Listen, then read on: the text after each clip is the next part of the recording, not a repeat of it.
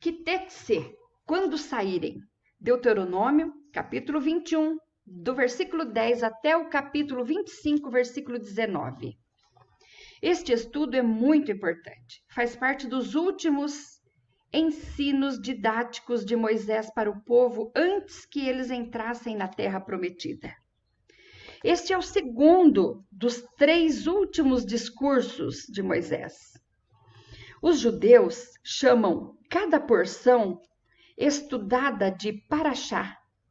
E cada paraxá recebe o título tema, referindo-se à primeira ou às primeiras palavras que compõem o assunto.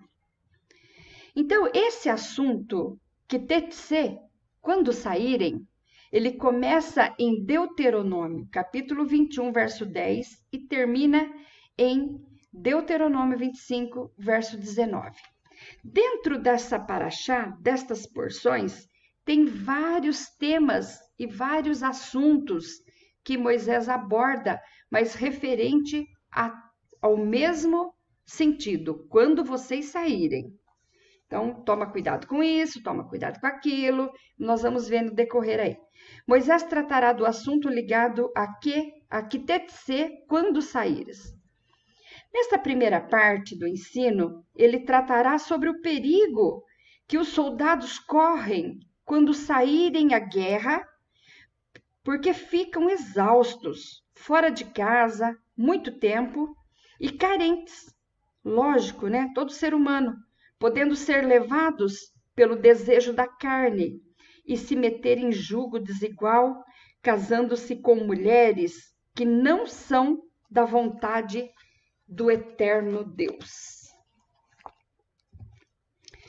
No vídeo anterior, estudamos a porção que Deus ensina os juízes, magistrados, policiais, advogados e demais pessoas que se utilizam da lei para julgar o povo ou trabalhar em favor do povo. Qual a expectativa do eterno Deus poderoso com relação a estas pessoas? Nós vimos no vídeo anterior. E hoje nós vamos falar sobre, nesta porção de hoje, grandes novidades para a nossa vida. Então, vamos citar muitas coisas importantes para nós, para os nossos dia a dia. Kitetse, quando saírem. Deuteronômio, capítulo 21, verso 10, o primeiro versículo que dá nome a esse tema, quando saírem para a guerra contra seus inimigos e Adonai os entregar a vocês e fizer deles prisioneiros. Essa versão é da Bíblia hebraica. Este assunto é muito importante, muito mesmo, porque vai nos falar quem são esses prisioneiros que Moisés cita. Então, quando encontrar desses prisioneiros, quem serão esses prisioneiros? As guerras naqueles dias deixavam muitas mulheres viúvas e filhos órfãos, porque os homens morriam no campo de batalha. No caso das guerras santas, ou seja, as que eram ordenadas por Deus para tirar os poceiros do local que pertencia aos israelitas, esses soldados eram advertidos de que matassem todos os inimigos, homens ímpios que não queriam fazer acordo e devolver aquilo que tomaram do povo de Deus, que é a terra prometida. E também a outra ordem era e que para as mulheres com seus filhos não fizessem mal. Deus sempre protegeu a mulher, mal algum. Além de que, juntamente com os despojos da cidade, os guerreiros vencedores também podiam ficar com aquelas mulheres viúvas e com seus filhos órfãos, incluindo até os animais. Essas mulheres e filhos, capturadas nas batalhas, eram levadas cativas e incorporadas à sociedade israelita, tornando-se povo hebreu, tornando aquilo e seguindo a religião do povo, da fé do povo hebreu. Por isso era mister que houvesse regras divinas para guiar o procedimento a ser seguido neste quesito. Razão pela qual Moisés diz, Deuteronômio 21:10, que tetse, quando saírem a peleja, sabendo que a vitória é certa, porque quem promete a vitória não é homem, para que minta, mulheres com seus filhos órfãos serão capturados e incorporados à sociedade israelita. E daqui saíam muitos casamentos. Aí essas pessoas deveriam tomar cuidado, porque desses casamentos, cuidado para saber se uma ou outra pela qual qualquer um dos soldados sentiram paixão era mesmo amor. Porque muitas das vezes a gente olha para uma pessoa e fica, ai, coraçãozinho nos olhos. E não é apenas uma paixão. E não é amor. Ou se era mesmo da vontade de Deus aquela união. Então, nós temos que saber duas coisas. Primeiro, será que o que eu estou sentindo é amor ou é só uma paixão? Será que é da vontade de Deus ou é só do meu desejo carnal? Então, como saber? Moisés ensina. A ordem era clara. Como tudo é muito claro da parte de Deus para cada um de nós. Basta querermos ver e ouvir. Os judeus e israelitas eram proibidos de se casarem com qualquer mulher da nacionalidade daquelas 7 nações inimigas, de Deuteronômio, capítulo 7, verso 1. Heteus, Girgazeus, Amorreus, Cananeus, Ferezeus, Eveus e Jebuseus. Então, as Eteias, Girgazeias, Amorreias, Cananeias, Ferezeias, Eveias e Jebuseias, essas eles não poderiam se casar de jeito nenhum. E eu já fiz um vídeo com esse tema. Procure por, naquele dia 7 mulheres lançarão mão de um homem que está nesse canal, tá? Pode procurar. E talvez até vou colocar o link aqui embaixo. Bom, voltando.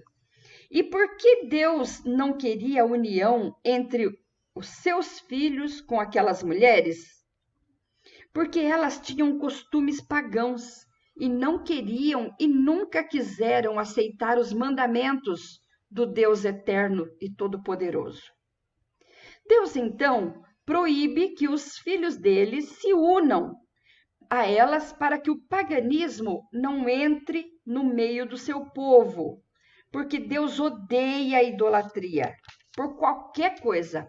Eu posso ser um idólatra por dinheiro, eu idolatrar uma pessoa, idolatrar qualquer coisa. Deus odeia a idolatria por qualquer coisa.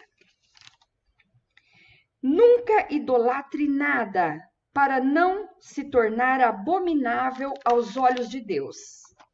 Mas quanto às mulheres de outras nações, como as moabitas, as sírias e as edomitas, eram aceitas para efeito de matrimônio, talvez porque fossem mais sensíveis à voz do Todo-Poderoso, e que só estavam na idolatria até aprenderem que aquilo era um erro e facilmente se convertiam a Adonai.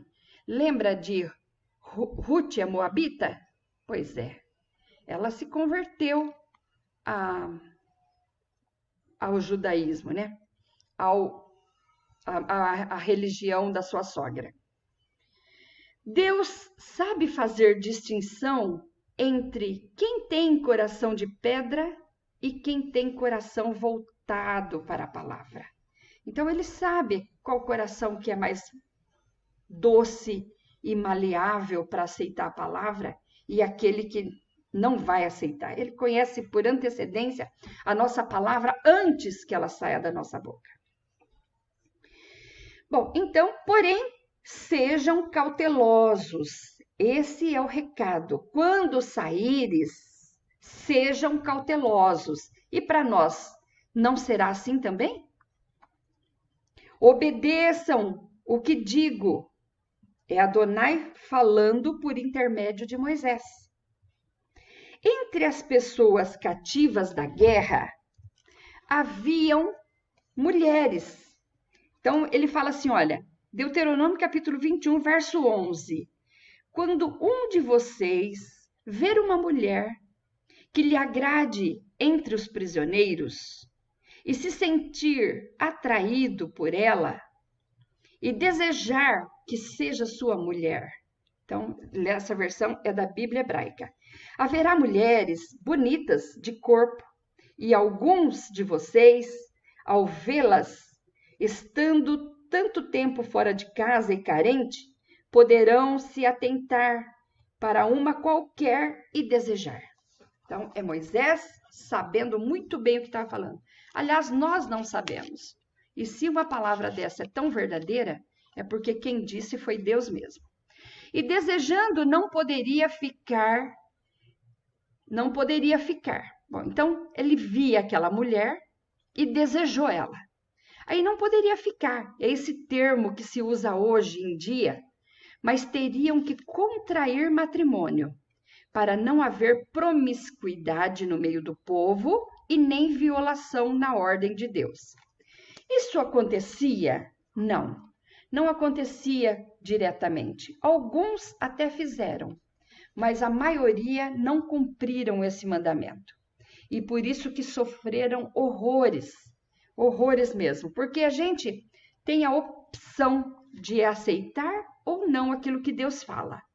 Mas a consequência, essa vem querendo ou não.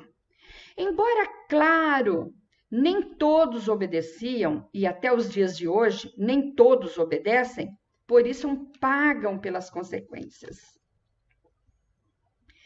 Bom, preparação para o casamento. Uma vez que ele gostou da pessoa, então agora vai se preparar para o casamento. Preparação, o verso 21, Deuteronômio 21, verso 12.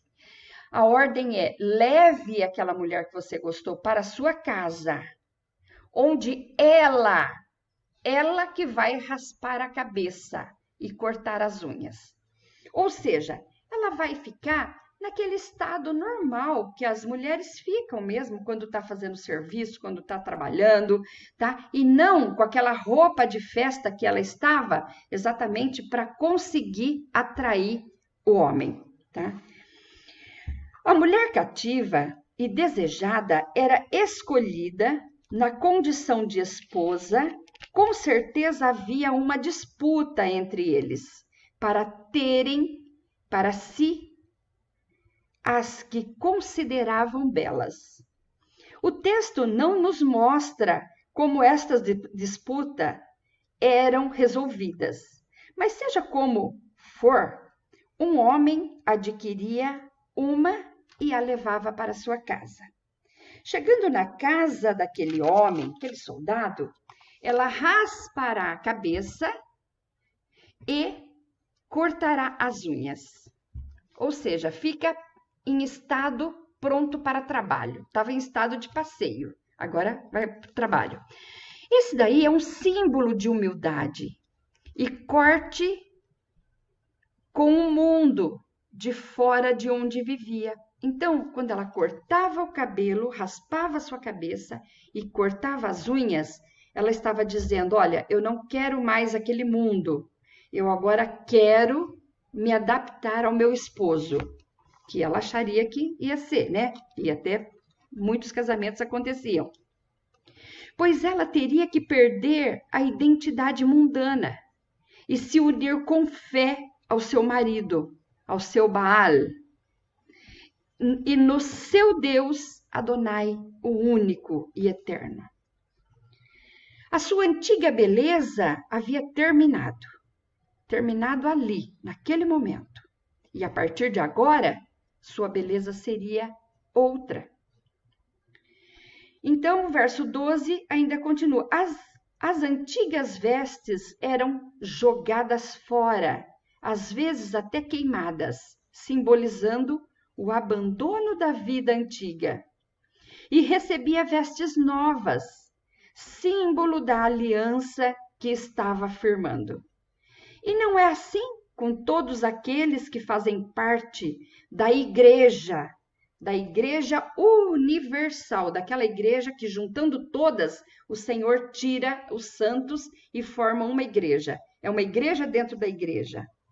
E recebia, então que aí ele se torna a noiva do Cordeiro, porque muitas são as pessoas que frequentam igrejas. Igrejas Assembleia Universal, Batista, Presbiteriana, só que dentro dessas igrejas sairá um povo que é a noiva de Cristo, que é a igreja universal, tá? Para Deus. Então, é dessa forma. A igreja de Cristo é a noiva que se veste com uma roupa nova quando aceita Jesus, quando aceita esse noivo. Porque as coisas do mundo ficam para trás, as coisas velhas se passaram, eis que tudo se faz novo. Em 1 Pedro 1,15, diz assim: como é santo aquele que vos chamou, sede vós também santos em toda a vossa maneira de viver. Aquelas mulheres que estavam vestidas com seus melhores trajes para serem vistas pelos seus captores, agora passam por uma troca total. Sabe por quê e o que isso representa? Que todo o nosso melhor, aquilo melhor que podemos dar, a nossa melhor roupa, a nossa melhor ação, nosso melhor, aquilo que a gente acha o melhor, não passa de trapo de imundícia para Deus. Então, é necessário nascer de novo. Então, Isaías 64:6 diz que tudo isso que a gente faz não passa de trapo de imundícia. Deus quer nossa obediência sempre. E Samuel detectou isso, né? Olha, Saul, é melhor obedecer do que sacrificar. Você sofreu tanto, fez isso, fez aquilo, olha, e não valeu nada esse sacrifício seu. Podia ter obedecido e ficado bem tranquilo, você teria ganhado mais. Deuteronômio 21:13 ainda continua falando aqui, ó. E despirá o vestido do seu cativeiro. Então, aquilo que ela usava antes sai, é queimado. E se assentará na tua casa, ou seja, ele traz para dentro da casa dele, para apresentar para toda a sua família, não fica namorando escondido não, apresenta para toda a sua família. E aí ela vai ficar 30 dias. E nesse período de 30 dias, observamos que a noiva, ele vai ficar observando a noiva dia e noite. Isso era suficiente para conhecê-la. Quando em seu dia a dia, de chinelo, de roupa simples, descabelada, o período não era apenas de expectativa de casamento, mas também de luto. Para ela que estava cortando seus laços anteriores e dos entes queridos que havia perdido na guerra. E nesses períodos de luto, de mudança, ela chorava muito, se lamentava muito pelas coisas deixadas para trás. E se ele visse ela todos os dias, com todos esses requisitos, sem aquele cabelo que ele conheceu à primeira vista, sem aquela roupa que ele conheceu à primeira vista, e se com todos os problemas vividos, nesse período de 30 dias, seu coração ainda palpitasse de amor por ela, ótimo.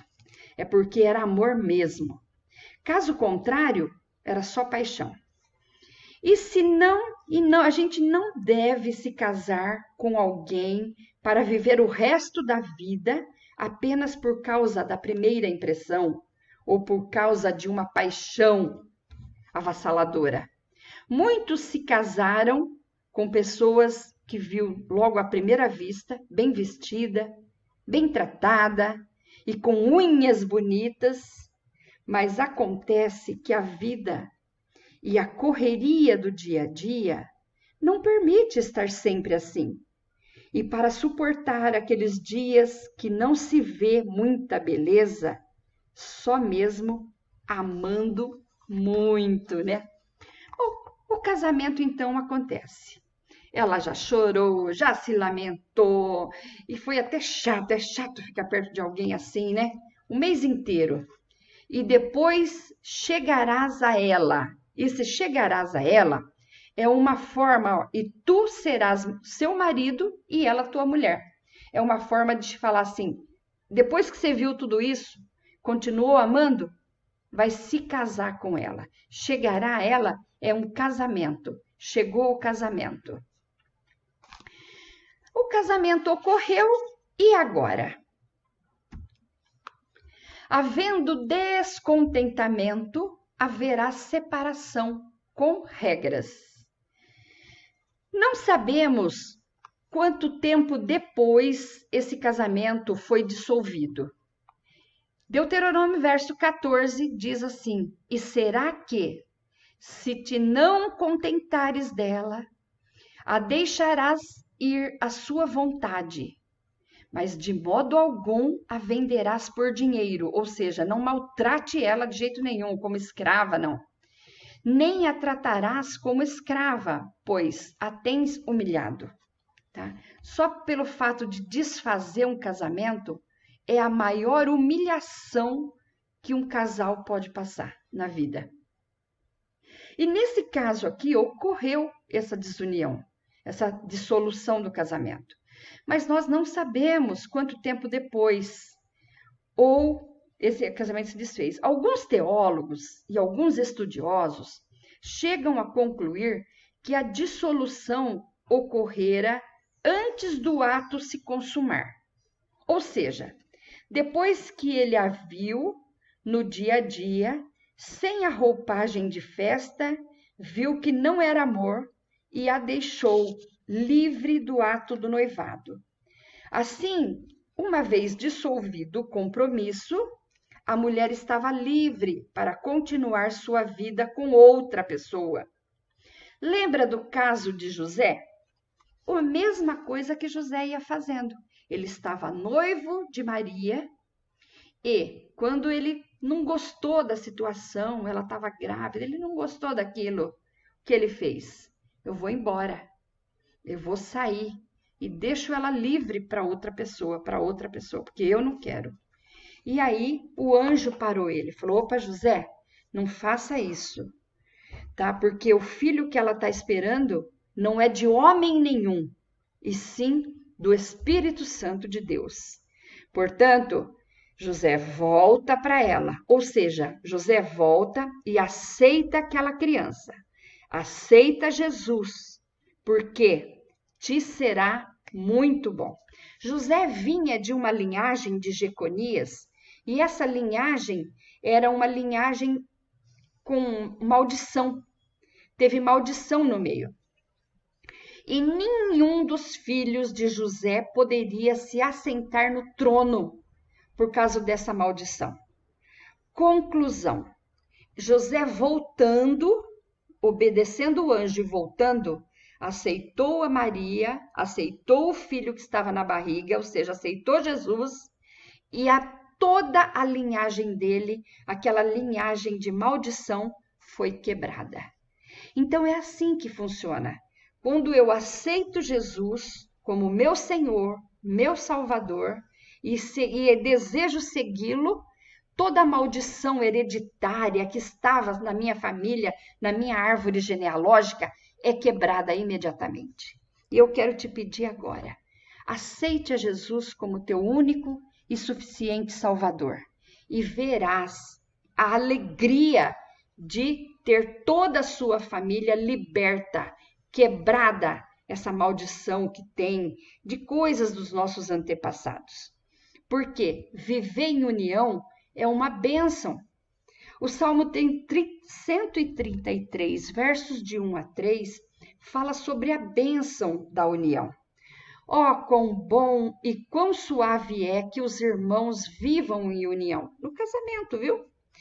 É como óleo precioso sobre a cabeça que desce sobre a barba de Arão, e que desce até a orla das suas vestes. É como orvalho de Hermon, e como o que desce sobre os montes de Sião, porque ali o Senhor ordena a bênção e a vida para sempre. Senhor, meu Deus, meu Pai querido, nesse momento, diante da tua presença, mais uma vez eu me chego para dizer obrigada, Senhor, por mais esse estudo da palavra, onde eu aprendi. E eu tenho certeza que aqueles que têm desejo também aprenderão. Abençoa essa pessoa que está comigo até esse momento, Senhor. Ajuda, esclarece, dá a ela a solução, Pai, de todos os problemas, iluminando a mente dela. Em nome de Jesus. E a coisa mais importante, salva a alma dela e de toda a sua família. Escreva o seu nome no livro da vida, para que naquele dia possamos achar dignos de entrar nas moradas e nas mansões celestiais. Amém.